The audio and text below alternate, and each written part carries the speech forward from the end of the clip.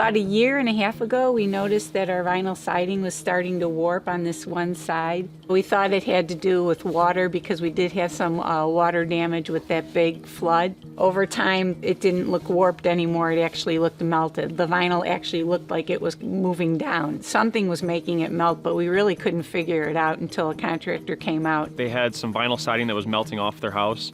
Their neighbor just had some of the new low-E argon glass windows put on. With the addition and new windows, the sunlight reflecting off of those windows has affected our neighbor's vinyl siding. The windows are actually deflecting a lot of the sunlight back onto their house. And the reflection from their top windows is what was coming down and melting the vinyl. At first, she kind of laughed like it was a joke. I wouldn't expect windows to do anything to your siding. It seems as more people are starting to get their windows done, though, I'm starting to see it more and more often. It's actually become a code in most cities to have that low-E argon glass in your windows, so it's going to keep continuing to become more and more and more of an issue as people update their homes. No fault of the neighbor, he just put windows on. It's no one's fault but the manufacturers of vinyl siding. When I came out here in the fall, it was just a small little condensed area.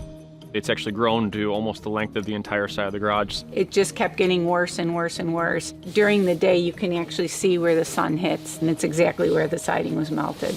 It seems to be worse in the areas where they do get the colder temperatures. It'll melt down, crinkle up, and then the cold will freeze it, which will then cause it to stick. There wasn't much we could do at that point. Insurance would have replaced it with vinyl siding. But obviously, vinyl wasn't going to be an option because the same thing would have happened. We looked at some other upgrades. Hardie board gave me the most confidence that it would last. We ended up coming up with a pretty intricate design we're going to do on their house, and we're pretty excited to get started with things. But the most important thing is we're getting that Hardie siding on there. That way we know the house is going to last. The main reason why I like choosing Hardie over vinyl, number one is going to be your warranty. Getting that non-prorated warranty on the product itself, I think, is second to none. But also, since it's engineered for the climate.